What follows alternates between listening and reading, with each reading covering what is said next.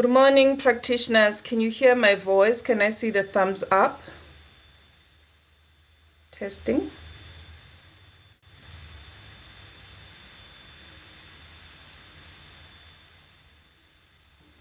Thank you so much. Thank you so much for the thumbs up.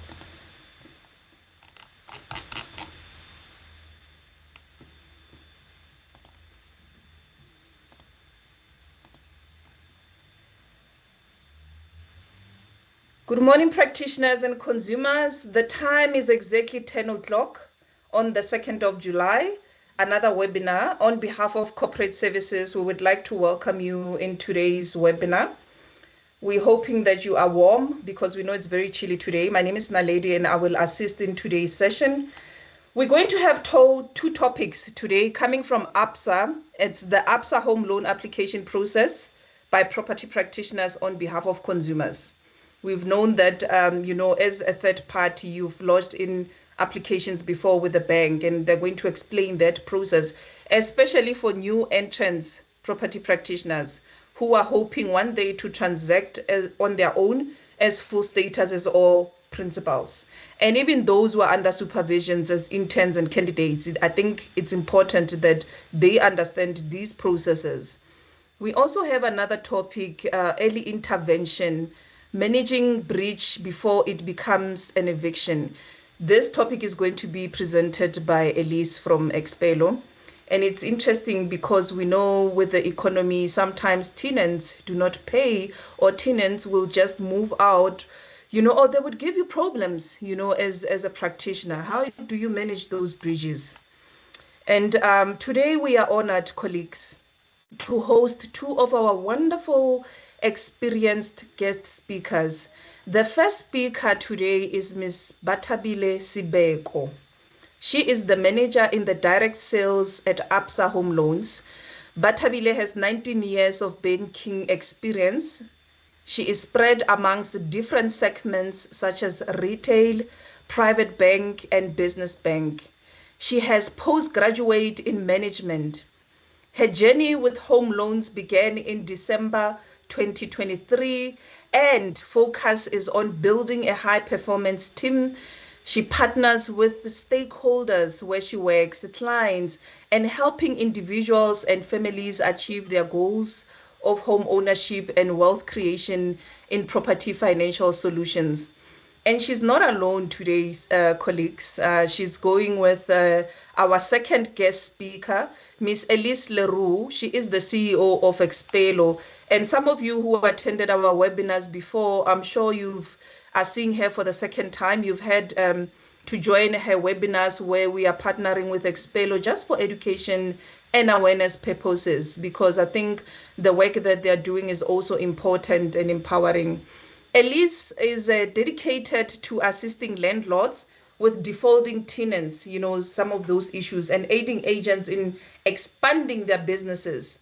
After obtaining her LLB degree, she began her legal career as a candidate attorney at Nadas Grove Attorneys, where she progressed to associate and specializing in criminal and civil litigation over a decade.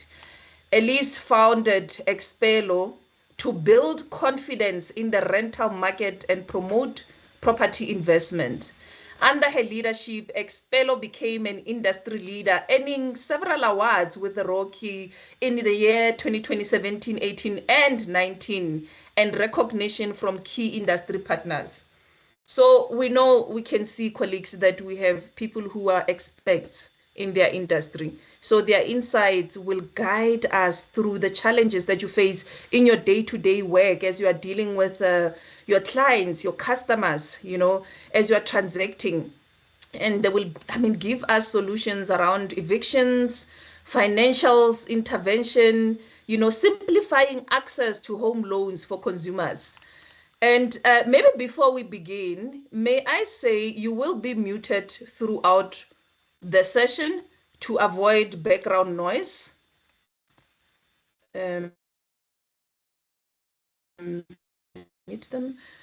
And please use the chat box for any questions or comments, but we'll address those after the presentations. We will know them, we will see them. Somewhere I will respond, I will still respond while they're presenting on the chat. Even if you raise your hand now, we're going to recognize you after the presentations have completed. So the webinar is going to be recorded. You've seen that we post them on PPRA YouTube TV channel, at least after 48 hours, then you can access it. And if you're experiencing technical difficulties on your side, can I ask that you maybe log out, you log in again, or you refresh your system? The slides, yes, I know we're going to get this question. Slides, we will email them after the webinar. And the hands, we are going to recognize them after both presentations have been concluded. I'm not going to waste any more time, colleagues. Let me allow Batabile to take us through her presentation. Batabile, you have access to camera, mic, and sharing. Welcome.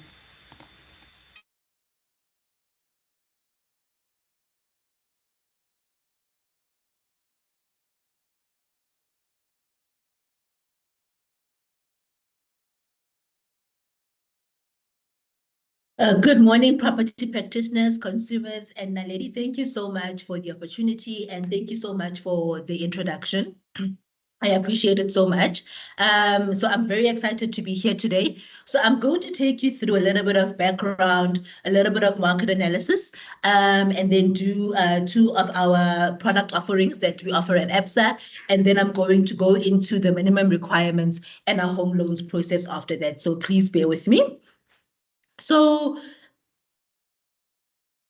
a lot of you who have been with us for some time will know that as ABSA, we conduct the Homeowner Sentiment Index every quarter, and we give the results, we send the results out to market. We normally post it on our social media.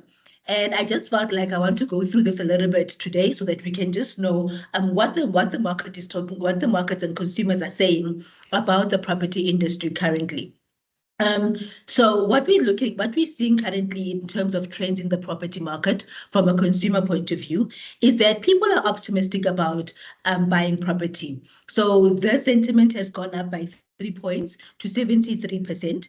And selling property as well. People feel that, you know what, now is a good time for me to start selling my property. There's a huge demand for people who want to buy properties. So therefore, the price is right for me to be able to sell. And that sentiment has gone up to 48%. A lot of also what we've also seen as well in the market is that a lot of people are looking to invest in land and are also relocating inland. So sentiments to buy property and sell property across inland regions has increased by 4%. So a lot of people now are working hybrid jobs, so they don't need to be in Joburg for them to be able to work on a daily basis. So we've seen that migration or semi-migration to Gauteng is up 14%.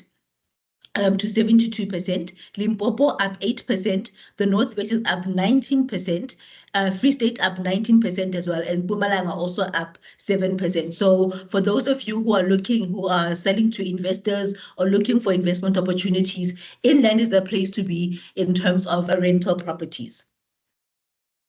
So the sentiments, the main drivers of the positive sentiment, right? So 55% of buyers believe that the properties will always increase in value. 51% still believe that property is a secure asset, and 52% believe that property creates long-term income, and 44% believe that it depends on the location of the property, especially for those who want to get involved in wealth creation through rentals. Obviously, with every index, there will also be a negative sentiment, and I just want to discuss the main drivers of the negative sentiment. So 60% are concerned that the economy is still unstable. So that's looking at the fact that we have a high unemployment rate in South Africa. So that remains a concern for consumers. 43% are concerned that property has become very expensive. So we all know that with increased demand, prices go up. 46% are concerned about the crime levels in the country, saying that, you know what, even if I'm a property investor, I understand that property is a great investment. However, I'm still concerned about the crime levels. So that remains a valid concern. And 43% are concerned about political instability. So we've seen, the rumors of war, Iran. We've seen that even our relationship with the US is a bit tricky at the moment. So those are the things that are maybe saying people are saying, you know what, let me rather keep my cash. Let me not get into buying a long-term asset. And other trends that we've seen in the market currently. So what we've seen is an increase in buyers in property purchase from first-time home buyers. So 53% of the applications that we are getting currently at ABSA on the system are actually from first-time home buyers. So people are looking to say, you know what, I want to actually get involved in property. I want to own my own home. I want to own an asset. And in that 53%, we've seen also an increase from solo female homeowners. So Black females specifically are looking into home ownership. We've seen a lot of single mothers that are also looking to buy properties, I think because they want to create a stable environment for their kids. So that has been where most of the people are looking, and where our sentiment has currently seen that there's an increase. Interprovincial repeat buying trends also say migration. So I spoke about the fact that we all know that the Western Cape, people want to move to the Western Cape, but migration is also happening inland. People are moving to quieter provinces like the Northwest, to say just because it's close, it's in close proximity to Joburg, but also you still get the value of a very value for a quality life other than being in Johannesburg all the time. People are still looking for alternative power solutions, because even though our electricity now and load shedding is stabilized, but we've seen that electricity prices continue to soar, and people are looking for an alternative solution for energy in the country. But there's still a strong investor confidence for growth. Investors feel now is the time to expand their property investment portfolios in an environment where the economy is showing signs of recovery. The Homeowner Sentiment Index investor confidence is the highest from 2016. From our survey, 47% investors indicated that there is currently a good demand for rental property. So this is really the time for us to be able to invest. I've already discussed this, guys. I'm not going to discuss it again. So I just want to remind you again of our value propositions, especially for those first-time home buyer. So our first-time home buyer value proposition is up to 108% loan to value, up to 2.5 million or less. The client qualifies for 50% discount on the ABSA panel attorney bond registration costs. We also give you access to financial planning and consultations so that you can be able to do your HOC as well as your life cover. And then the buy-to-let value proposition is something that we launched 2 years back, but it seems to be a game changer because we're seeing a lot of consumers are taking up this product. So with the ABSA buy-to-let, as you know, you would need to have a property and then want to buy a second property for rental purposes. So the game changer with this product is that we use future rental as per the TPN report, depending on the area that you're in, and as part of the affordability calculator. So if, let's say that wherever the person is buying the property, the average rental is 4,000, we add that to the affordability calculator in order for them to be able to purchase their property. So these are just some of the initiatives that we are currently running at ABSA. These are kind of some of the things that we are looking at. So I just wanted to discuss, as Naledi has spoken about, but I'm not going to be sharing, but I will share with her that she can be able to distribute to you, is a conversation around our process from a home loans point of view. A lot of people will say, a lot of practitioners will say, but ABSA is slow or it takes time. So quality applications drive a faster process. That's the main thing, right? And we've recently updated our minimum requirements so that to make it easier for property practitioners to put applications through, and also to increase our turnaround, to decrease our turnaround time and increase the number of approvals that we have in our system currently.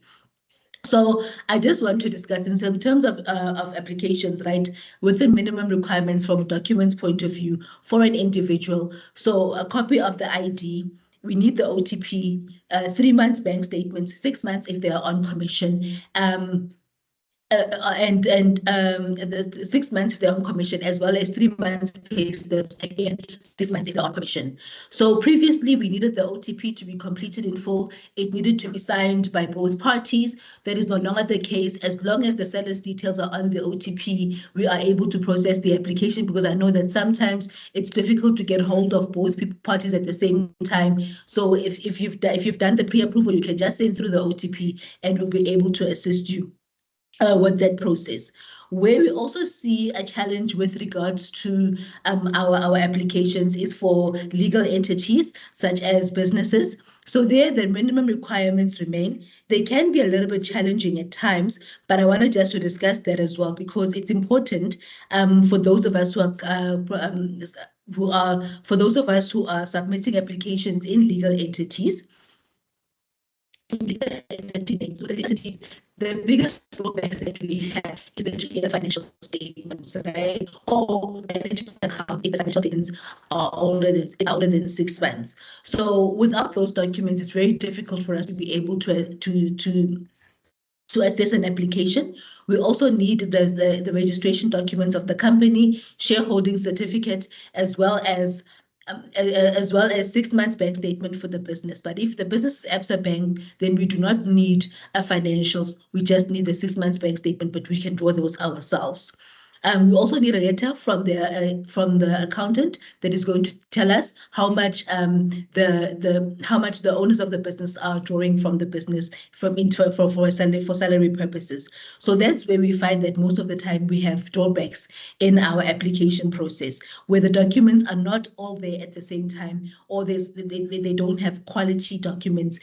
In other words, we can't see the ID clearly, or there is an issue with the 3 months bank statement. It cuts off before the salary comes into the account. So if we get quality documents, it's where we are able to push through the application at a quicker stage. So currently our process is once the application is processed, it goes through. Sorry, Speaker. Apologies, Yes. Speaker. Can I request that maybe you switch off the video because it's affecting bandwidth? I'm on the charts here. There's some concerns. And also your slides have disappeared. Can you try to share again? Maybe unshare and reshare so others can also see. So Naledi, I'm not sharing currently. I had already shared my slides. This one, I'm just talking through our minimum requirements and our process, and so that I can enable the speakers to. I did not do specific slides for that. Oh, that one doesn't have a slide. Was the one you saying No. you will share, we share with them after? Yes, yes. Okay. All right, let's continue. I think now the video is down, colleagues. Thank you. Thank you, Naledi. So so I lost my place. So the current process that we have in Absa is that once the application is captured, it goes through to our enablement department. So our enablement department, what they will do is they will validate the documents. They will do a fraud check. They will check to see that all the incomes and it can be validated, and then they will also check affordability before it even goes to our credit department. So even then, they will request additional documents. So example, if you've included there that the client is earning rental income and there are no rental agreements and there's no proof of rental on the bank statement, then the application will be pended and we will then have to wait for those documents to be uploaded before that go through to our credit department. But once everything is validated, it goes through to our credit department. Our credit department, they go through the application, they check that there is affordability, and they will then give you a conditional grant. Once a conditional grant is issued, then we will contact the seller or the agent, and we will then take us through to valuations. We'll come and do a physical valuation on most of the properties. However, if you are selling a property, currently we've amended our process, we are selling a property that was advertised on Property 24, then we do not need to, we are able to do a desktop as long as that property is less than 5 million in value. All you have to do is to be able to send us the link so that we can be able to view the property virtually. And if we are happy with that, then we will do a desktop valuation. Because as you know, with Absa, we do mostly physical valuations. After valuations, then you will get the final grant, and then we will instruct to the attorneys that were stated on the OTP. So our process for it to remain seamless, it's based on the fact that we need, like I said, a communication between the buyer, between the buyer as well as the agent, and for us to be able to get the documents that we need timeously and the correct documents.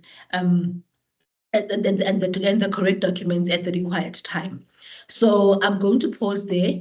I know that there'll be questions later on, but definitely thank you so much for the opportunity. And yeah, thank you so much. That is my presentation currently. Thank you. Thank you so much for the slides you've shared and the presentation. We appreciate the info. And the questions, they will jot them down. We will ask you after our second speaker. Let's go to Elise, if you can share your presentation and take us through. Thank you so much. Good morning, and thank you very much for the opportunity, Naledi, and good morning to everyone. So I just wanted to greet you guys, quickly showing my face. I know there's a lot of people struggling with the bandwidth, so I'm going to put off my camera to assist that everybody can see everything clearly. So yes, today we are talking about evictions. I know most property practitioners and investors, you buy your property, you are super excited, and you don't want to think about evictions. So unfortunately, it is part of the property industry. It happens, whether you plan for it or not. So the best thing to do is to actually plan for it and not just try to ignore it. So just to add as well, as an attorney, I also have experience of more than 10 years of arguing evictions in court myself. And as an attorney, I know how lengthy an eviction can be. So the big question is, why try and prevent an eviction? I know a lot of people usually love it going, I mean, especially an agent going, yes, just evict them. But there's so much that is involved in an eviction. So the first thing is, an eviction is very, very expensive, and most owners don't have the money. And if I say expensive, what do I mean by that? Now, Expella has clients nationwide, and we deal with more than 27 panel attorneys. So an eviction can be between 12,000 Rand and 80,000 Rand. And most instances, an attorney doesn't proceed with the matter until they have a deposit. So to be clear, at this juncture, your landlord has to pay for an attorney while they're not receiving the rent, and they must probably have to pay their bond. The banks is not going to go and say, oh, we understand you don't get your rent, so you don't have to pay. Unfortunately, you still remain liable for the bond. So that's the first thing. The other thing is, please keep in mind, and I think this is something I just want to raise, agents often have a very good relationship with their conveyancers, but you do get different type of attorneys. Conveyancers preferably do not do evictions. The conveyancing process, they go to the deeds office, and that's a specialized field. Litigation is where they actually go to court to fight about an eviction. So that's the other thing is, often conveyancers may be offered to do a letter of demand, but they don't do the eviction process. So to use the correct attorney is very, very important. The second thing is, evictions take time. Unfortunately, it's not a sense of, today I cancelled the lease agreement, tomorrow I can go and evict this person from the property. Believe me, if that was possible, I would have tried it. But you have to follow the eviction process. And in South Africa, it is governed by the PI Act, the Prevention of Illegal Evictions, in short, and it's governed by that process. And it's a 3-phase process. That means, on average, it takes about 3 to 4 months to just get your eviction order. And that is if it's unopposed. And this period can be changed and impacted by the time of year, the court that you are using. And that's why if we can prevent it, it is something that is really valuable to your owner. Then I'm sure for all the property practitioners on here, it's no surprise to tell you evictions are emotionally draining. I did divorces. I'm telling you, the emotions during a divorce and the emotions during an eviction is similar. And why is that? Because the landlord is experiencing a feeling of injustice. They trusted someone with their property. It's a big trust. And that tenant abused that trust. So that's why you get people that does irrational things. And I promise you, I'm an investor myself, and I did evictions and I know the process, but when my tenant didn't pay, I wanted to go cut the electricity. You can't do that, by the way. So it's not a suggestion. It's just to show you how emotional it is. And that pressure, of course, comes down onto the property practitioners. The property practitioners are being put more and more under pressure. And the problem is, usually during this period, you are not receiving an income. You are getting your income from the rent collected. If the tenant is not paying the rent and the lease agreement is cancelled, you most probably don't even have a mandate in place anymore. You can't do anything further over and above asking for payment. So you're getting all of this pressure from the landlord, and there's nothing more that you can do. It's at a stage that an attorney needs to deal with it. So that's why eviction should be taken all steps. And the reason why I'm so passionate and I'm so aware of this is because this is the core of Expello. We've realized that is what is so needed. But now, how do we know we're there? Because let's face it, we firstly place this tenant, and we're not going to place a tenant if we have a good relationship with that tenant. So if the tenant passed and we are happy with this tenant, everything looks good, we like this person, we place this person, this is not, you don't immediately worry about eviction. So what is the couple of early warning signs? And this is things we pick up because we deal with breaches on a daily basis. Everybody out there has a rough time. Everybody can sometimes forget to make a payment on a certain date. So if somebody misses a payment or make a late payment, the first thing you have to ascertain is this a normal thing? Because you'll see if somebody's starting to pay late this month, they pay on the 2nd, next month they pay on the 3rd, then on the 4th, then on the 5th, and then they don't make payment. So one payment, late payment, okay, it can happen. We don't raise the alarms yet. If it becomes a second late payment, I think it's something that one should investigate. Also, the reason about why they missed the payment. We have to remember that similar to a bond payment, a rental payment is one of the biggest payments a tenant has to make, and usually is about a third to a half of their income. So if they miss this payment this month, the possibility that they're going to pay a double payment next month is very slim. So the conversation should be, majority of people cannot just make a double payment. They have to make 2 or 3 payments, and one has to ascertain the reason. Then, of course, unfortunately in South Africa, very people are reckless with their money. So the question is, could this be prevented, the late payment or the non-payment? We all know everybody loves December. They spend too much money, and they, have nice holiday, buy a lot of presents, and then they can't pay in January. So manage it. How can you prevent it? See how one can arrange it. The other one here that's super valuable is when you speak to your tenant and you ask them, when do you receive your salary?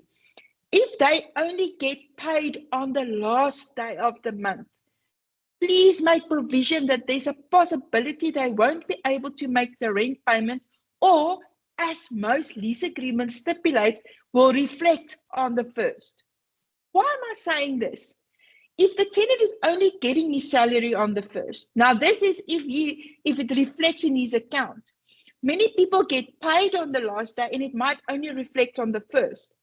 If the money only reflects in his bank on the 1st and then he pays the rent on the 1st, there's a good possibility it's not going to reflect on the same day.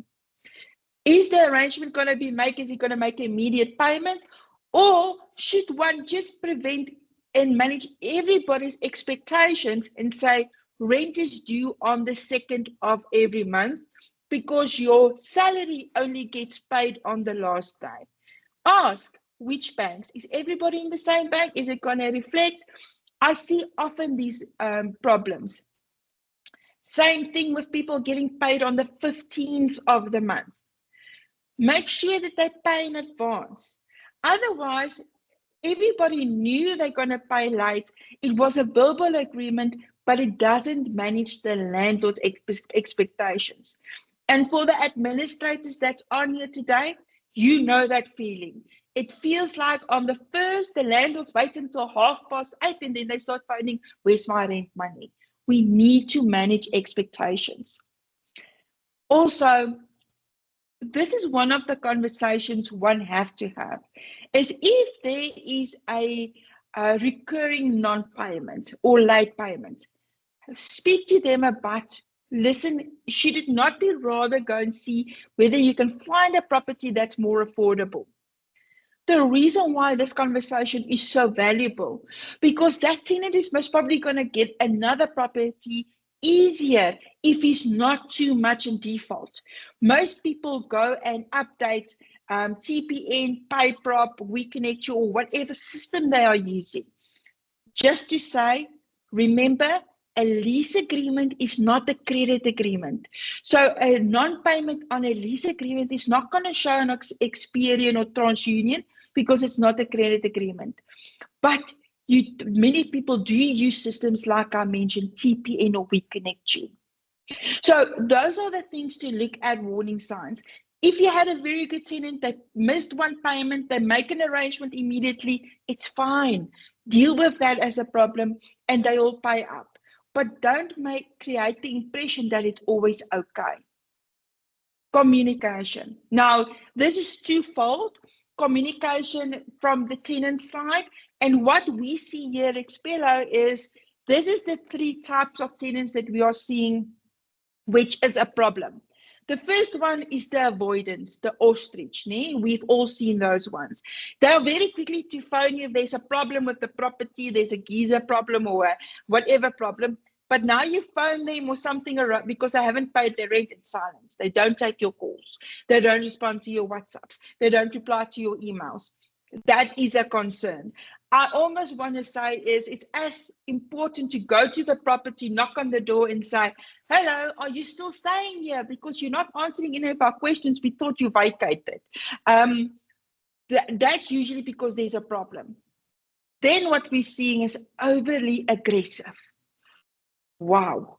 People, I'm quite sure you drink as much calming tea like I do. Because tenants are very, very abusive. And I'm not even talking about sometimes the landlords as well. But if they're fighting too hard for no reason, please don't get caught up in the fight. I know this is difficult. They attack the property practitioners personally. They attack your brand. You want to defend, but don't get sucked into that turmoil. Rather just say that, listen, the main thing is you are in arrears. What is the solution? How are we going to solve it? Because unfortunately, the legal process is going to follow. So either they can work with you and we can get a solution, or unfortunately, you just have to hand it over. You don't have to indulge it. The other thing is, please remember, while you have a mandate to represent your landlord, you cannot block a tenant. You cannot refuse to speak to a tenant. If you have a mandate to represent that landlord, unfortunately, you have to take the abuse of the tenant. If you no longer can deal with him, have somebody else in your office to take over the matter. Maybe it's also just a personality clash. Most people are geared to deal with the avoidance, and they suck themselves up to deal with the aggressive people. But a very dangerous person is the yes person. You know, that one that you phone and say, oh, you haven't paid your rent. They go, yes, I'll make payment. I'll make payment today. And then you don't get the payment. 3 days later, you phone, you say, hey, you said you're going to make the payment. Yes, it doesn't reflect. Have you made the payment? Yes, I'm on my way to the bank. I had a client saying, this tenant most probably don't have a life because wherever they phone him, he's on his way to the bank. And these days, you don't have to go into the bank. So also determine, when are they just agreeing with you to get rid of you, or when are they actually cooperating? That is also a very big thing to be aware of the yes person. And I think often that we don't realize we are getting played by a yes person. Then, of course, complaints. Early warning signs, if neighbors keeps on complaining, maybe if there's continuously noise or something is happening at the property, lots of cars going in and out, please take that note of the neighbors. I know some neighbors can be very oversensitive, so you need to really balance it out, but you need to make sure that if there's something to investigate, that you do it early on. The other thing is, and I do see this as a big problem, is when tenants start bringing maintenance matters, for example, to your attention, and it's not being attended to. Tenants then stops making rent payments. I know they're not allowed to do it in terms of the lease agreement. I'm just telling you what's happening. And I just want to say, as an attorney, we dealt with things in a certain way. I know as an agent, you deal with things in a certain way. Expello knows how to balance it. And I am going to say that we cannot just ignore the tenant and their requests. By ignoring, it's like making things 100 times worse. They get aggressive, they get frustrated, and you have to be careful that if and when you go to court, that they don't look like the victim. I hope that makes sense. So that's early warning sign saying, here's a problem that's coming. It's not as easy as not just getting the payment. So what can one do? Now, we're not just we are problem solvers, and here's just things that I see in the market from leading agencies that really works. Firstly, your invoices. Invoices has to be sent out timeously. What do I mean by that? Please don't send out your invoices on the last day of the month. I think the sweet spot, and I know most of the agencies we work with, that's more than 800 agencies, is they like sending it around about the 25th. That's more or less when most people get their salaries, they get the invoice and they know. They know exactly what they have to pay. Please make sure your invoice is clear. Don't try to be very fancy, maybe to put many things in there that's not relevant. I know some landlords, sometimes they overcomplicate it. Please, always your invoice should take a structure which is understandable. If you use Excel on there, make it clear, easy to read. Present your invoice in a way that is similar to a till slip. Okay, you shouldn't have to have a degree to try and dissect it. And your amounts should add up. Consistency. Please don't send this month, you send your invoices, and next month you skip, and then the month after you send an invoice, or this month you send it on the 25th, then you send it on the last day of the month, and then you send it on the 10th. Just consistency, that people anticipate and know when to expect the invoices. Okay, so that's with regards to invoices. Invoices and statements are super important. For Expello, for example, we can't proceed without it. And believe it or not, we often get instances where landlords say, my tenant hasn't paid, and then we ask, how much should be paid? And not even the landlord can tell us with confidence. If you're not sure how much is owed, how must the tenant know how much he must pay? So that's one thing to keep in mind. Reminders are gold. It's an easy, friendly way to speak to people. I like an SMS. I know people don't know SMS, and I know some of the young people on here most probably going to ask me, what is an SMS? The reason why this is valuable, because they don't need data. They're going to receive it anyway if you send them a reminder by SMS. WhatsApp, everybody uses WhatsApp. You can see if it's been delivered. I almost want to throw a gold nugget here and say, if you send a WhatsApp, also in your lease agreement, make sure that you've added the WhatsApp number to your lease agreement. That's very helpful. And then, of course, via email. And you know what? Don't just pick one, use all. Make sure that you communicated on everything on that. And the reminders can be, remember it's upcoming. Listen, remember, if you paid, thank you. If you haven't, please remember to pay. to ensure you don't get negatively affected. It's positive communication. It doesn't have to be threatening, doesn't have to be dominating, because remember, your tenant you still need to hold your relationship with your tenant to be able to solve any future problems.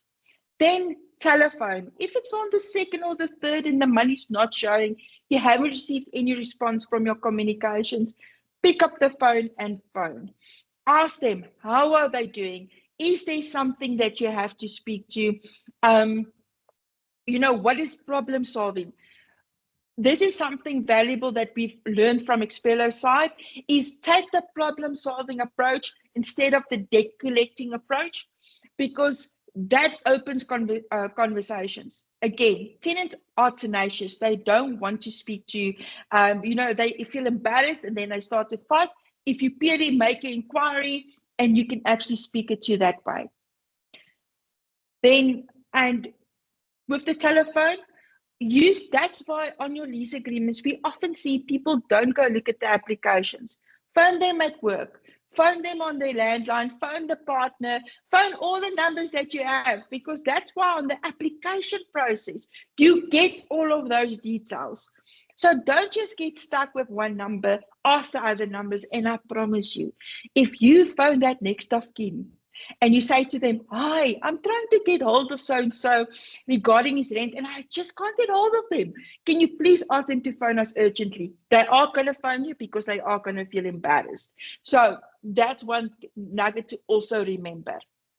Then the demand. Now, this is, I'm making it lighter. I know legally it should be a mora letter, but we also talk about letter of demands because we're demanding the payment. This is to start the process. We just need the flow to go. Most lease agreements are fixed term. Most lease agreements are regulated by this Consumer Protection Act, and you have to give the tenant 20 business days to remedy the breach. So it is important to start the process, ideally not later than a week after the due date. It doesn't help if your rent was due on the 1st to only send the letter of demand on the 15th. And I also know it doesn't always make business sense to send it on the 2nd or on the 3rd, because sometimes the money still needs to reflect. My personally thought is the sweet spot is on the 5th of the month. Send out your letter of demands then. If a tenant phones, you say, sorry, the system is geared that if the payment isn't reflected, it goes out automatically. It's not because I have a grudge against you. It's because that's the system. It's the process. The lease agreement says if you breach the lease, I have to notify and demand that you remedy it within 20 business days. Okay, so start the process. Luckily, with Expelo clients, I want to say that it's not necessary to send a very intense letter of demand. A simple letter of demand is more than sufficient. Now, I've mentioned a lot about Expelo and so why I think this is all valid and one should consider this. So what Expelo makes all of this easier because our focus is to give you peace of mind. Now, why I almost want to say this is our expertise is we have a 98% success rate of preventing evictions. Again, we know that even we have the best attorneys on our panel and they specialize in evictions. We have no control over the courts. And our biggest wish for our owner and the property practitioner is to get that non-paying tenant out and get a paying tenant in. So that's why we really focus on doing this. And how we do this is when you as the owner or the property practitioner send out that letter of demand, you PDCC us and we then get involved with the process. And we actually, from the letter of demand being sent up until the cancellation date, we send an additional 4 letters. We phone, we email. If it needs to, we send somebody to deliver a letter on the door. So that is absolutely something that is valuable. But as I said, evictions are super expensive. And if we cannot settle the matter, if Expelo will pay the whole eviction, we pay all the legal fees to get that eviction order for you. And we've got something extra special. We will issue the summons for the outstanding amounts. We do the summons not because we think we are going to get the money. Honestly, most oftentimes, people don't recover that money immediately, because if they don't have the money now, they're most probably not going to have the money very soon, but it does put pressure on them to vacate earlier on. Our owners don't go to court. They don't have to speak to the attorneys. We handle absolutely everything for them.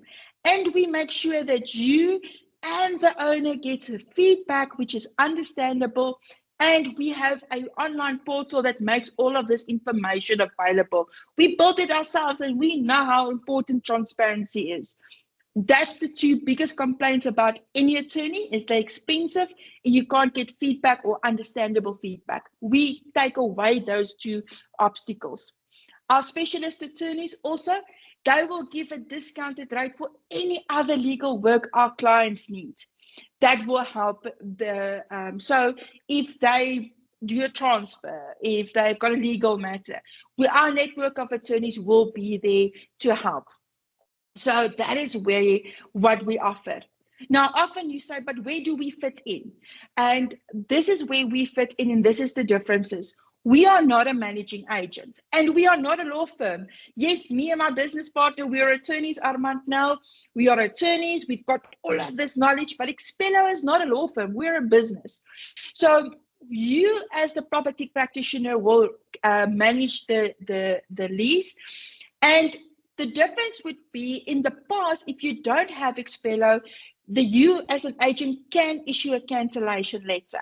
Now, I almost want to say, because this is part of the prevention of the eviction, please do not issue a cancellation letter until you are sure your landlord are ready to instruct an attorney to proceed with the eviction.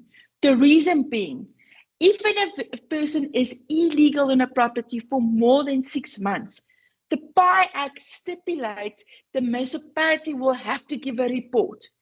This is going to make the 4-month eviction a year eviction, because the municipality are so badly in arrears, it's going to create chaos. And the reason why that sometimes happens is you and the agent, the landlord puts pressure on you, send out that cancellation letter immediately, you send it out, and then what happens? They don't have the money to pay an attorney or instruct an attorney. And then they just keep on coming back and putting pressure on you. And this is where it falls through the gap.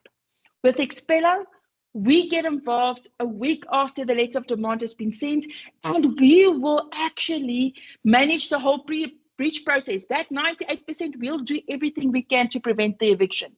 And there will be a flow. So nothing to prevent all of that. Expello, please, there is our QR code, there's our contact details. If you scan the QR code, it will take you to a platform where you have a little video explaining our services again in full.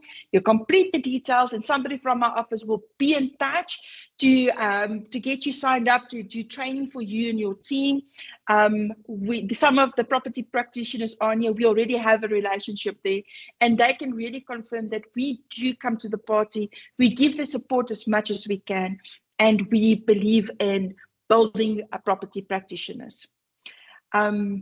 Thank you very much, Naledi. I think we can go over to questions. Thank you so much for that presentation.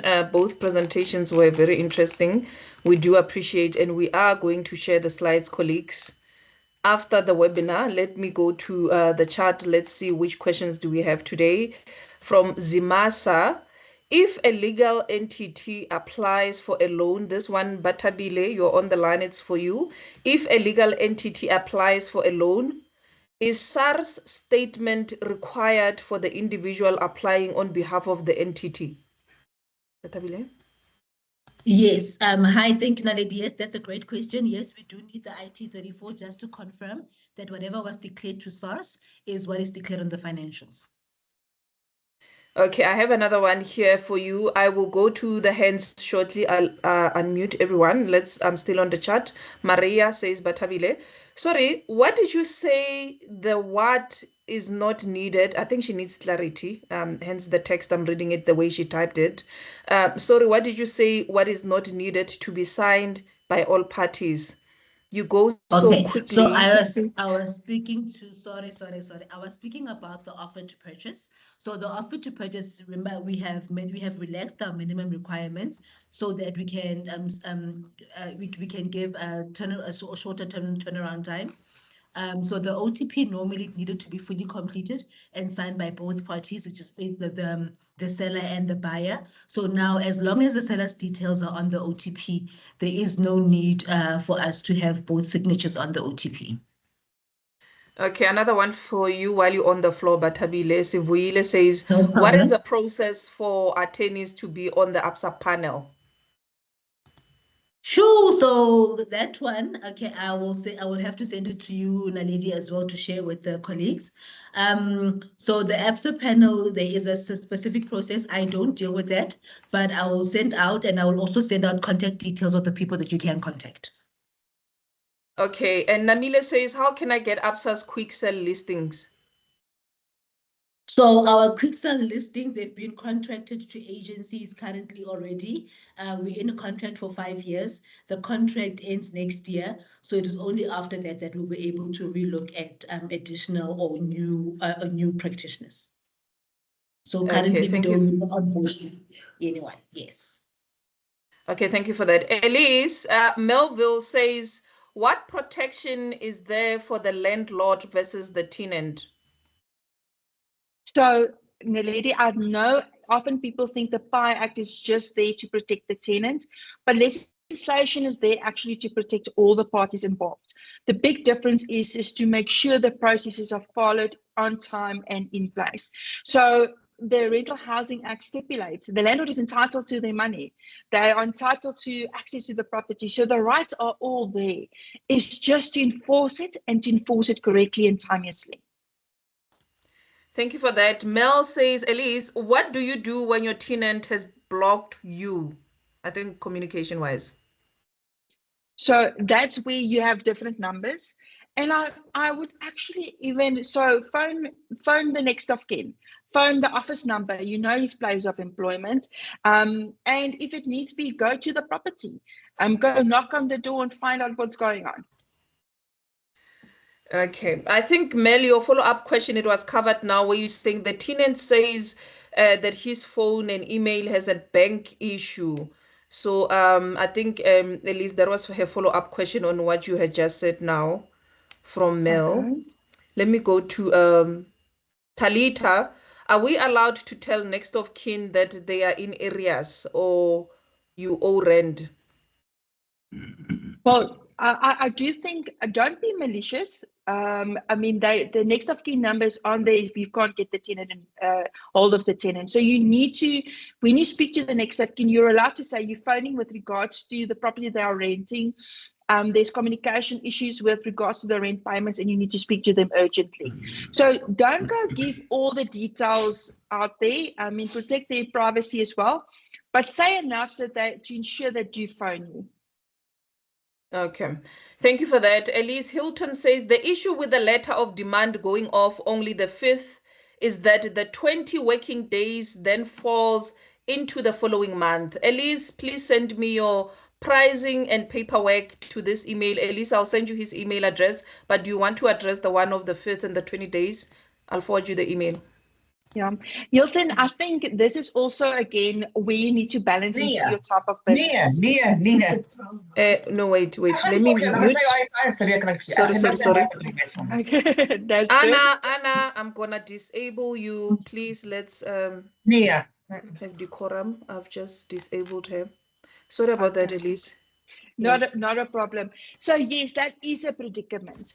But in most instances, especially if it's a first-time breach, they do remedy in the first week when they get the letter of demand. If it's somebody that's recurring and every month they're doing the breach, then ideally you want to send it on the second that your 20 days falls within. If it's an Expella client, don't worry about it because we need to put enough pressure to make sure that they make payment on time. So again, a business decision and something that one has to take note of. Okay, thank you for that, Elisa. I'll send you his Hilton's email address. Please be in touch with him after the webinar.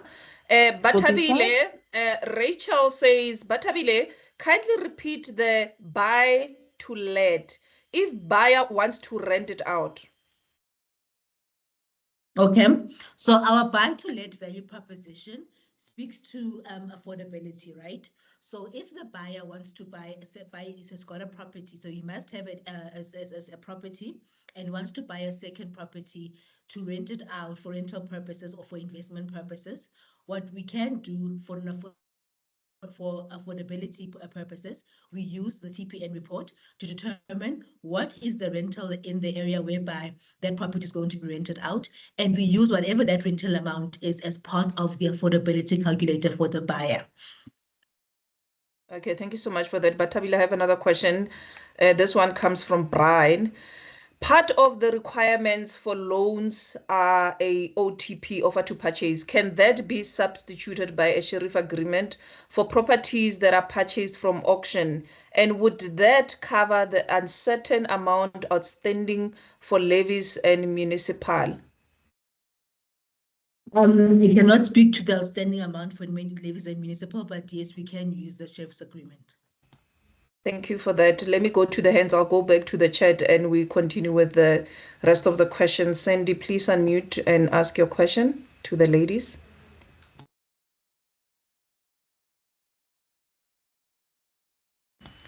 Sandy? Okay, let's go to Christine. Please unmute. I'll come back to Sandy. Maybe she's struggling with connection. Christine? Okay, Nico? It says Nico Israel Properties. I think that's the name of the firm. Please unmute. Hand number three. Okay, maybe they can't hear me. I'll try all of them, then go back to the chats. Let's try Ash. Okay, Nico, yes, you've unmuted. Ask your question. You muted again. You unmuted and you muted again. Okay, let's go to Ash. Hello. And who is speaking? Ash. Isha. Okay. Okay, please ask your question. I don't see your hand here. I did put it, I think I put it down again. It's fine. Can I ask or I can wait, ma'am? Yes, ask your question. All right. For ma'am, what are the rights and as an agent, and since we are the middle person between the landlord and the tenants, what are the rights as an agent we can do or not do to get the payments done on time? So the lady, if I can proceed to answer, the best thing that one can do is to make sure your lease agreement, that you've sent your invoices on time, do the reminders, and if it's not been made, send out a letter of demand. You can communicate with the tenant, but unfortunately you can't go. I know some people would like to cut electricity, lock doors, but you cannot do that. That's illegally. So unfortunately, as an agent, that you are authorized to send the invoices, to follow up, make phone calls, and send out the letter of demand. Okay, thank you. Thank you. On the chat, they're saying, Elise, kindly share your telephone number and email address. Where can we share it? Put your email address there, then we'll share the details so she can contact you. Number 358 user. Will there be a link to rewatch? Yes, we did say at the beginning of the webinar, we're going to put the recorder on YouTube in 48 hours PPRA TV channel, and we're also going to share the slides. Batabile, can you please share again the documents required when applying for an ABSA home loan? Can you go through that, which documents they need? Okay, I can, and like I said, I will also share the documents itself. So ID for individuals, ID, offer to purchase, 3 months bank statements, 3 months pay stubs for an individual, for joint, the same. And then for what I talked about, entities or companies, we're looking at the documents, the ID, the offer to purchase, individual 3 months bank statement. We need 6 months business statement, 2 years financial statements, and if the financials are older than 6 months, we would need management accounts. And we need a letter from the auditor stating how much was taken in drawings by the directors, as well as, yeah, I think that's those IT 34 to confirm that SARS was paid for that calendar year. Okay, thank you for that, colleagues. Elise, oh, thank you so much. Elise has shared her email address on the chat, the telephone number, and the website. I've also pinned them. Please look at them and be in touch with her. Cecile says, Expello question. You mentioned the PI Act and municipality getting involved. What can the municipality do with a tenant in areas of 3 months? Naledi, so it's a very good question. So the municipality, in terms of the PI Act, that's when the lease agreement has been cancelled. And the PI Act stipulates the municipality needs to get involved to determine if the tenants are destitute. So the municipality does not come into collecting the money or anything. They usually are instructed to get involved to determine, to go do a report and see if the government has to give alternative accommodation. Remember, the obligation to grant alternative accommodation is not on the owner. So we need to determine, firstly, is this a destitute type of person? And can they, should the municipality give them alternative accommodation? With regards to outstanding monies, if they don't want to go to an attorney, the ideal place would be the housing tribunal. Okay, thank you. And we had a webinar last week with the rental tribunal. I have another one from Isha. How do we protect the landlord and agent from a bad tenant? As what, I think they're trying to say, what are the rights as an agent that can be done and not to make sure the payment rental is made? Elise? So I think firstly vetting, to try, and when you do your vetting, do it in detail and see if you can prevent, if you see history of non-payments, you know you're going to struggle with somebody again. So for that type of protection, do vetting, try and prevent placing a tenant which has got a history or clearly shows signs of being a problem tenant. But unfortunately, what we've seen is, even on Expello side, is tenants passes the vetting with flying colors. They credit scores looks great, everything looks great, and it still can happen. So I think just make sure your vetting is done well, make sure your processes are in place, and that you follow that to the T. That's the best way that you can protect yourself and your landlord. Okay, thank you so much for that. And Dawn is asking, Elise, while you're still on the floor, can you go to a tenant's place of employment? To do what? To find him? I think to clarify. So, but yes, I mean, if they're not speaking to you and you need to speak to someone, go to their place of employment, because you just want to have that communication. Okay, I see your comment, Elise. Expello is only 250 per month per residential lease. And then let me go to another one. Will there be, okay, we answered this one. Rentals says, if tenant is a foreigner and you give him the notice to move out and he refuses and accuse you of being, I think they want to say racist rather than racism, racist. How do you, maybe, I think they are trying to say, how do you deal with that? Maybe their question is not complete. We'll try to complete it. Maybe they're trying to say, how do I deal with that if somebody is a tenant and is a foreigner? But I think also, I don't know, if they are a foreigner, why are they being allowed to rent? Is it a foreigner who has documents, proper documents? The question is incomplete. I don't know if you are able to make it out, Elise. So, Naledi, I actually want to say to everyone, we don't just see this on foreigners, we see it on all types of tenants. We've seen it that the moment you cancel, they start threatening you with being racist. They threatening you, saying you're illegally trying to evict them. This is their way of trying to threaten and see if you will back off. As long as your paperwork is in ready, that's when you hand it over. Then it has to go legal. And if somebody says, I'm going to get a lawyer, that's not a bad thing. Tell them, thank you, good. Let the attorneys speak to each other. But don't get sucked into that word fighting, defending, all of those. As long as you just keep it to, sir, you haven't paid the rent, the demand has been sent in terms of the lease, the next step is cancellation, it's going to go legal. If you make payment, you stop the process. It's as easy as that. Okay, thank you. Dawn, your question, I'm not sure if it's complete. It says, is there a policy a seller can take out to protect them against any losses? Dawn, can you please raise your hand for this one? And let me go back to the hands and try and see if, Nico, can you unmute yourself and ask a question? Ash, Madeleine, Sivuyile, anyone? Can you hear me? Please unmute. Yes, Naledi, I hear you. Please ask. Thank you, Naledi. Hi, Elise. Hello. Elise, I've got a question for you. We have a tenant, and there's clearly an affordability question here. It's quite a big property, and the rental obviously is quite high, and there's been repeated breaches by the tenant in terms of the rental payments. And for some reason, the landlord doesn't want to proceed with eviction.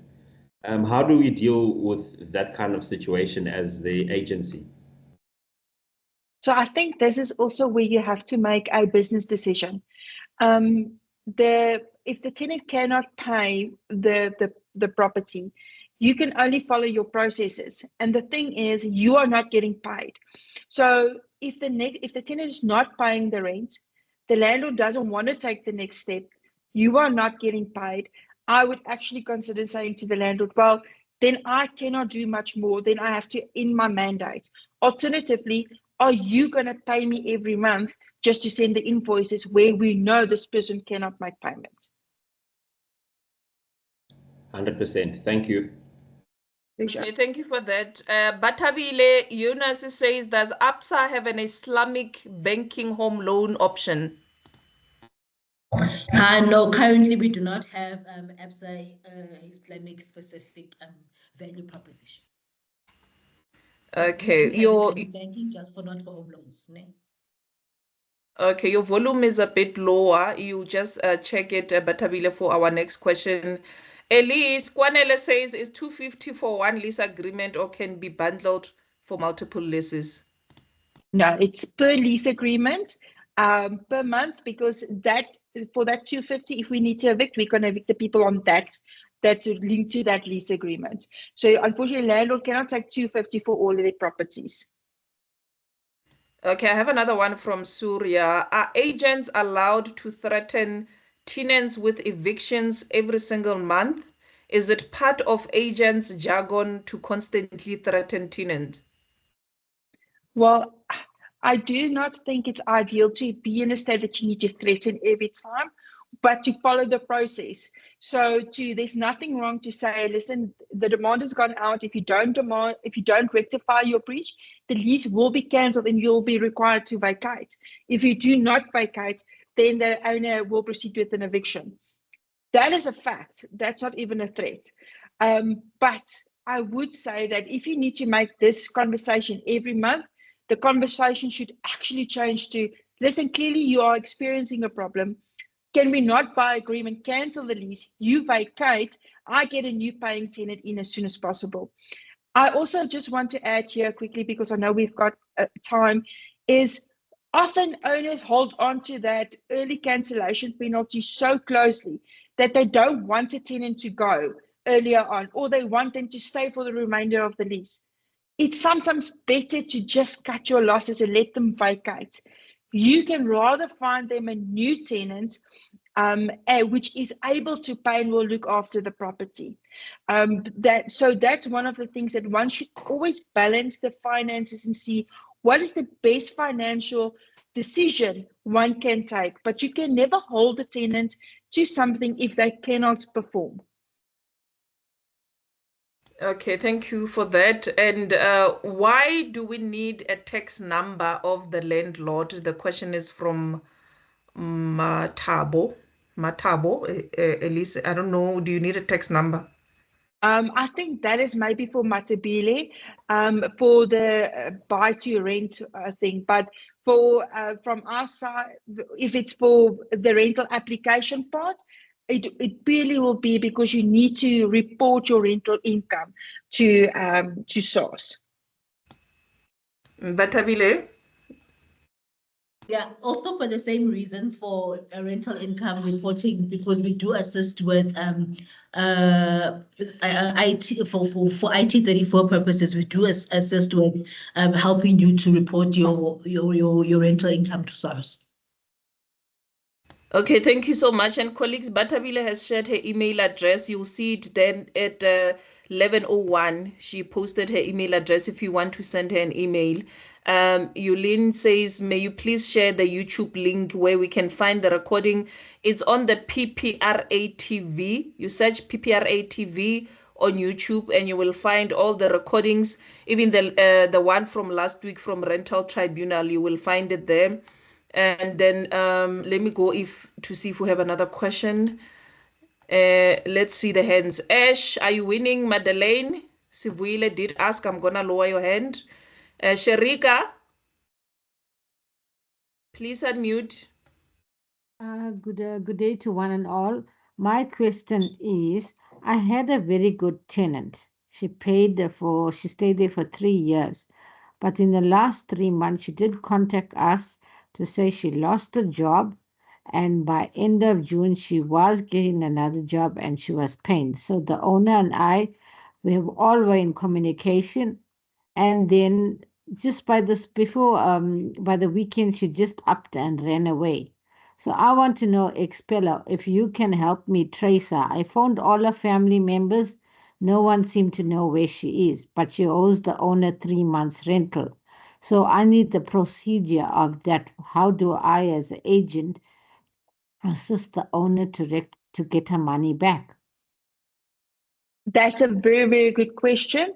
Just to say, Expeller gets involved. You sign up with us at the beginning of a lease, or if the tenant has not breached in the past 3 months. So unfortunately, you can't sign up matters with us where there already is a problem. What you can do now is you will refer your owner to an attorney. They can then find a tracer and they can then try and find her, then issue summons and collect the money. As an agent, that's the only thing that you can do, is you can refer them to somebody that can help them collect it.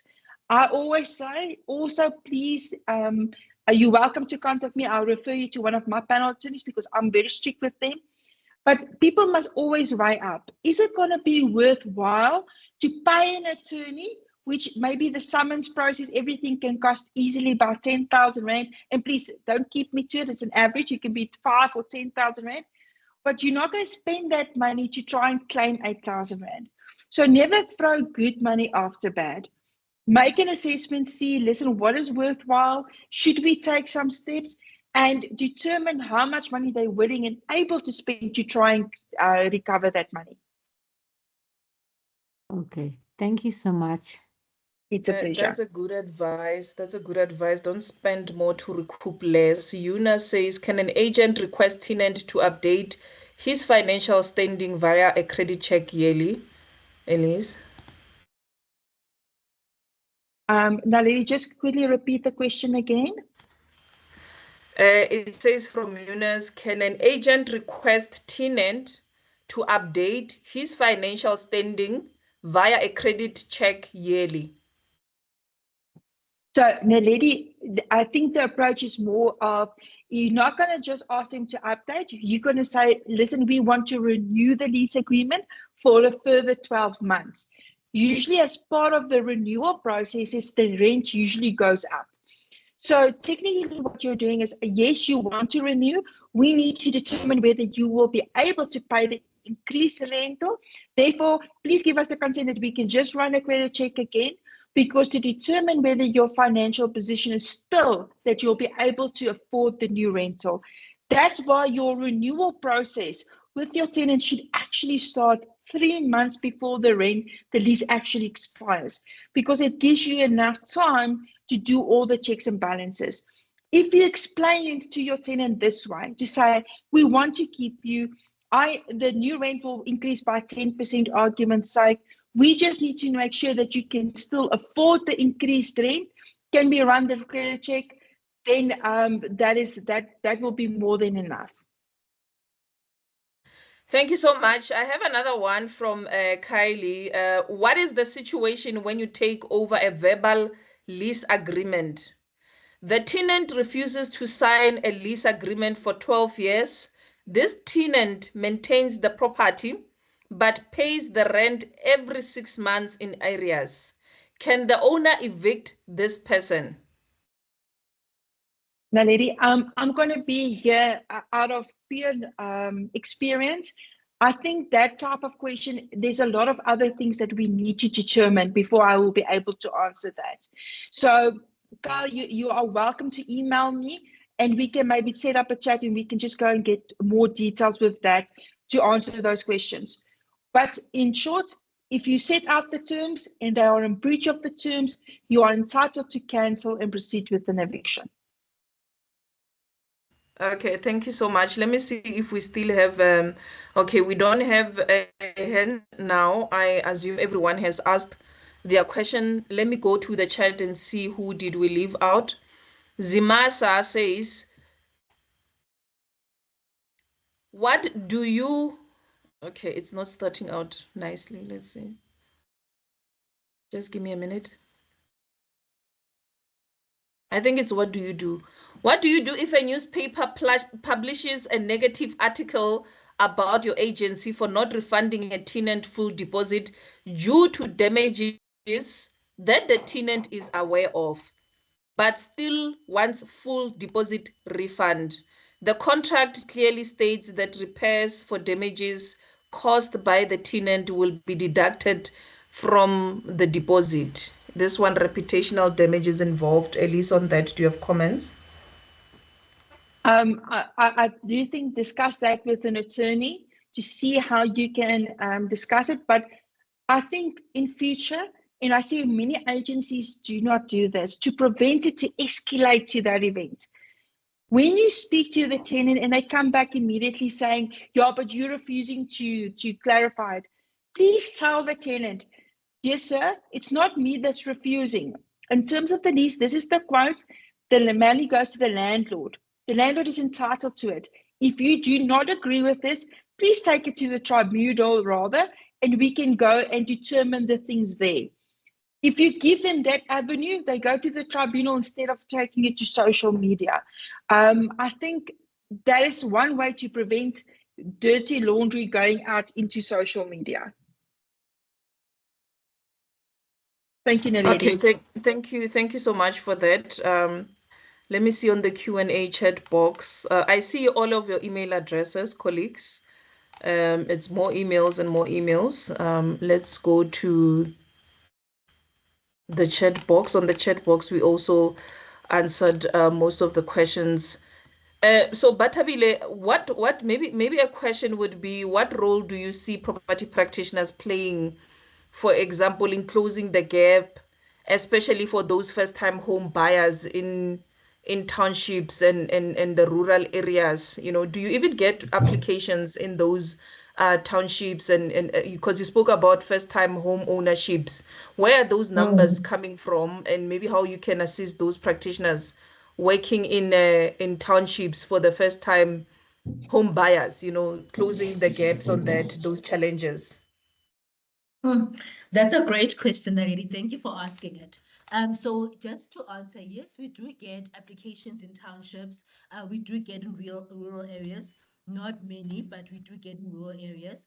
And the biggest thing, the biggest contribution that property practitioners can do for us to get more applications and to close the gap from a first-time home buyer point of view, is to assist, is to call on us and to help to assist with education, because where we see the gap, township economy is vibrant, people are making money in the townships. The problem is that there is a gap in terms of education with regards to, number one, managing credit, keeping financial records, especially for your small business owners, such as the mechanics or people that have, your spaza shop in the corner or your kota or your restaurant in the townships. That's where we see that there's a gap. And then also just in terms of, managing credit and understanding, affordability and how to manage credit agreements, because a lot of the time you see that people will say, no, but I pay my bills every month. But the problem is that we understand there's a certain date that you need to have paid your bills by in order for it not to show on the ITC as a delayed payment. So just from an education point of view, I know that all the banks, not just ABSA, they do provide free education for financial literacy. And you can reach out to us at any time to say, you know what, I would like to maybe have an event whereby I have young people coming through and we can talk about, financial literacy. We will pay for the speaker to come through. It's not an ABSA specific person, so they deal with, general finance, and they will come and they will educate the youth on those, or whoever it is. Even if it's business people, you get them into a room together and you say, okay, I'm getting a lot of applications from business people. However, there's a gap from a financial reporting point of view or from a SARS issue point of view. Can you give us somebody who can be able to assist? And we will send out a credit manager. We'll send out our business bank department to go and speak to those people. So just from an education point of view, that's how they can assist us in terms of bridging that gap, because that's where we see people to have got the desire to buy property. They've got affordability, but the problem is a credit profile. Okay, no, thank you so much. I think I have another question.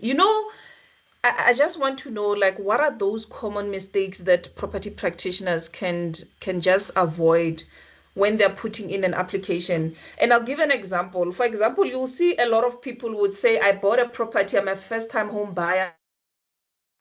I didn't have enough information with the Reserve Bank and interest rates going up. I bought a property, it was 10,000, my bond. Now I'm paying 15, close to 20,000, and now the property is going to be repossessed. So for property practitioners, when it comes to those fixed, those interest rates, what can they advise, especially for consumers, to say, here are your options? And I think, like you are saying, for education purposes, what are those common mistakes that property practitioners can avoid going forward, so they still maintain those good relationships with their clients going forward? So a client mustn't come after and say, but I was not informed properly. So it's a joint accountability, Naledine, from not just the property practitioners, but also from the origination space, right? So ourselves and the bond originators in the market, because we can't leave it all to the agent. So when you as a finance person are sending out that final grant, and you need to have had the discussion to say, this is what we expect this is what is the expectation from a bank's point of view in terms of repaying your property. This is how interest rates work. I know that all of the banks, especially for the first-time home buyers, they do have the compulsory borrower's education, whereby they discuss every aspect of, owning your own home, from maintenance, interest rates. Yvonne, I think please mute. Interest rates, how to manage interest rates, what is your accountability from a rates and taxes point of view. So we do have borrowers education that is available, and most banks will require you to attend that borrower's education before the bond can be registered. So it's a joint accountability, obviously, between the agent and the originator of that property, to make sure that the client understands exactly what they're getting themselves into, and not just rush into it and making it a sale. So I think for me, it would have to come from both parties. Okay, thank you so much. I have another question from the chat, Isha. How can I clearly define and communicate the rights and responsibilities of both tenants and landlords, especially regarding property maintenance and damage, to ensure all parties understand their obligations and avoid future dispute? For Elise? I think the lease agreement is vital. And I think in the lease agreement, all of these things are usually addressed. All the obligations and the obligations to maintain the properties. I know when people sign up, it's a very quick process, but please draw them to their attention. And I saw one agency, what they are actually doing is they have like a little extra brochure just to give that information to the parties, to make sure that everybody knows what their rights are. And if the query comes up, because we all know people don't read, if the queries are, please refer them specifically to that. We even see often tenants don't receive a signed lease agreement after signing it. Please make sure the parties have the lease agreements and they've got all of the details. So I think communication and just repeating. I know it's frustrating for you as a property practitioner because you deal with it on a daily basis, but remember, even for the landlord and the tenant, this is something new and they don't have that knowledge. Thank you, Naledi. Thank you so much. Surya, the email for Batabile, it's there, it was posted 11:01. Please look at it. And JC says ISLP is a lawyer who's assisting with the debt recovery. For those who are interested in that, please look at his chat there. Kathy says, does a letter of demand give 7 days to pay, and then the cancellation letter gives 20 business days to vacate? At least on that, I think you covered it, but maybe again. Kathy, so it depends on what type of letter of demand do you prefer. So I know there's some of the systems that present a letter of demand like that, because they do feel it's going to put extra pressure from Expello side. For me, it feels sometimes it causes confusion. We get tenants saying, well, I had 7 days not to pay, I haven't paid, so what does it matter? So I think it all depends. See what works. You know your business, you know your area very well. To send a pure cancellation letter, for me from Expello side, is more than sufficient. But I think the safer thing is never just send a 7-day letter, because then you're delaying the process with a week. So if you like the both options in one letter of demand, it's fine. Use it as is. If you just use the 20 business days, that is also fine, because it's clear and nobody can be confused. Okay, thank you for that. And maybe advise, Elise, like what are those warning signs that, property practitioners should look for, before that lease breach escalations? What are those red flags that they can look for? Melody, I think, as I said in the red flags, even before you place a tenant, is always, please, and we are not a social business, look at the affordability. Bank statements are fundamental. It's not just your credit report. Often people just look at the credit report and go, yes, we are happy, take this person, and then you look at their bank statements and there's no affordability. So as an agent, if you're not sure about vetting training, that is fundamental, because that's going to prevent a lot of breaches in the future. People want to stay in nice properties, but they can't afford it. So that's definitely a red sign. And secondly, if somebody's too over-eager and they often offer to pay money up front, but there's not affordability, you are postponing your problem. So rather take it step by step. It's not your duty to house tenants, it's your duty to find the best tenant for the landlord that can afford that property. Thank you for that, Elise. Peter says, does the property practitioner have to present an IT 3B certificate to the landlord for rentals received on behalf of the tenant in case of property admin on behalf of the landlord?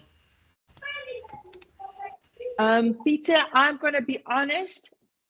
This is not within my scope. I think that is more business profile. But at the end of the day, it's the landlord's duty to give that to SARS. And if at most whatever you've collected on behalf of the landlord, you give a statement to the landlord. But I'm gonna, Naledi, for that more technical part and on the business flow, unfortunately, I cannot really give guidance there. Okay, thank you. I have the last question coming from Webmaster. Please hold on.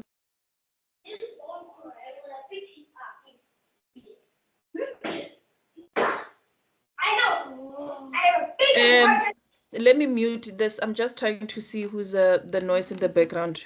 Sorry. All good.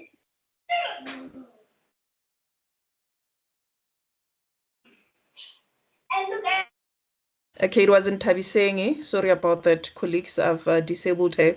Webmaster says, a question to Elise. Does the 7 days or 20 days letter of demand not depend on the term of the contract, month to month or long term? I think it's a follow-up question to what the other questioner was asking on the 5-day and 20-day. Right. Naledi, so clearly Webmaster has attended a couple of trainings, and I just want to confirm, I think there's a distinction. So firstly, your 7 days that was referred to in the previous question was for money. So many lease agreements stipulate that if the tenant doesn't make payment within 7 days, the landlord can issue summons. That summons is purely to ask for the rent. Now, technically, and we see this often in commercial matters, where they don't cancel the lease, but they will issue the summons, the tenant will make payment, and because they don't want to cancel it, they purely just issue summons. And you issue summons then every month for the outstanding rent. So that's where the 7 days comes in. The second step is cancellation.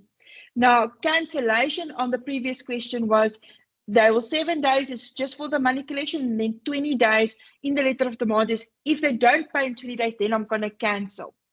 Now, what Webmaster now is referring to, if a lease agreement is not governed by the CPA, the Consumer Protection Act, and that is, of course, if one of the parties are is not a juristic person, or and the criteria, or if it's on a month-to-month basis, then your lease agreement makes provision. If it's on a month-to-month basis, they only have to give 7 days to remedy the breach, then you can cancel. But now I have to add the following. What we've seen, for example, in Cape Town and certain other tribunals and in courts, that actually require that after you've cancelled the lease after 7 days on a month-to-month lease, that you actually give the tenant a month to vacate. So if it's a month-to-month lease and the tenant isn't paying, we sometimes just take the approach, it's much easier just to give a month's notice. And also you take the fight about the money. These type of questions, I almost want to say, is that's why you need Expello, and that's why you need to discuss before you cancel. As an agent, I almost want to say, please do not cancel a lease agreement without having the backing or knowing the next step is taken, because you don't want to take the risk that it's either not part of the strategy to cancel the lease agreement, or that you cancel and the landlord is not ready to proceed with the eviction. So that is just a distinction. So Webmaster, just to summarize, you are correct. If it's for the cancellation only, 7 days and 20 days does depend whether the Consumer Protection Act is applicable. But even if the Consumer Protection Act is applicable and your lease agreement makes provision that you can issue summons, pure money claim, you can do that after 7 days. Thank you, Naledi. Thank you so much. That was a very detailed explanation, and I think it will help others as well. JC is not really a question. JC is trying to assist some of the colleagues who had a question with IT3B for SARS. Please look at his comment on the chat. He says, agents only supply complete owner statements. The owner is responsible for his own IT3B for SARS. Thank you, JC, for that assistance. Sanet, let's see. I have a quick question. What do you do if the tenant signs the lease, but the landlord takes 4 to 6 months to sign the lease? The tenant asks for a proof of address or even copy of the lease. He pays his rental each month, but as a landlord, he just does not sign the lease. Okay, I didn't know that it was happening. It's Elise, do you want to touch on that? Yeah, Naledi, and you know what is the scary part? Sanet, I see this happen often because landlords is just not coming back to the party. So firstly, to solve the problem and not to alert the tenant that the landlord hasn't signed the lease, just give them a letter from your office to confirm that they are leasing this property. Worst case scenario, what you will go back on is you'll say that there is a verbal lease agreement on the same terms as the written agreement, which has not been signed. The landlord, because technically, if you look at the flow, the landlord mandates you to find a tenant. The landlord already have the lease agreement and consented to the lease and accepted the applicant. So it should be just a formality for them to sign. But to make that agreement binding, you have both parties to sign. So if they don't sign, the fact that they are receiving the rent and taking the money, at most you can say there's a verbal agreement in place. But don't open that door, because we don't want the tenant now to turn around and go, okay, well, I'm not going to pay the rent because there's no verbal agreement, or just to vacate. So as proof of address, please just give them a letter instead of the lease agreement. Okay, thank you so much. And I think we are done with the questions for today. We managed to answer all the questions that were on the chat and the Q&A space, and we recognized all the hands. And we are going to share the slides. The recorder is going to be on YouTube. As we come to the end of today's insightful session, colleagues, we would like to extend our heartfelt gratitude to our speakers, Ms. Batabile Sibeko and Ms. Elise Leroux, for sharing your time. We appreciate sharing that knowledge and practical solutions, and even some of the examples you gave, I'm sure it brought clarity, for some of the property practitioners in the room today. Thank you for everyone who participated and asking the questions and your comments and just engaging with us.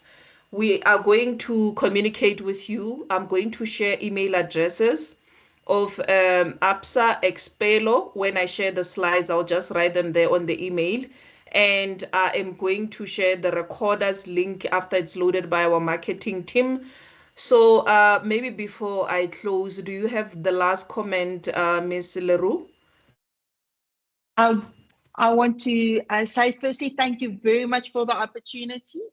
Thank you very much for the opportunity and I think this platform is amazing. And I want to say to everyone, just take a breath. I know the pressure is much, but you need to take a breath when you deal with rentals, because with this high pressure, high emotions, this is why you are the professional and you can handle it. Okay. Thank you very much, Naledi. Ms. Sibeko, last comments. Thank you, Elise. No, again, thank you also, Naledi, for the opportunity to engage. I enjoyed the session. So, yeah, we're in this together. We are here for you as property practitioners. Anything that you need, please reach out to us. We all want to win in this game of property. So thank you so much for the engagements, for the questions. I look forward to, getting that feedback from you guys. Thank you. Okay, thank you. Colleagues, can I ask that once we have closed, you exit so the recorder can load and the attendance register can load, so I can get your email, I can start sharing, because I know some people would be in the webinar the whole day. So colleagues, yes, from all of PPRA, thank you and have a great day ahead. Until next time, bye-bye. Thank you, ma'am. Bye. Thank you. Bye. Thank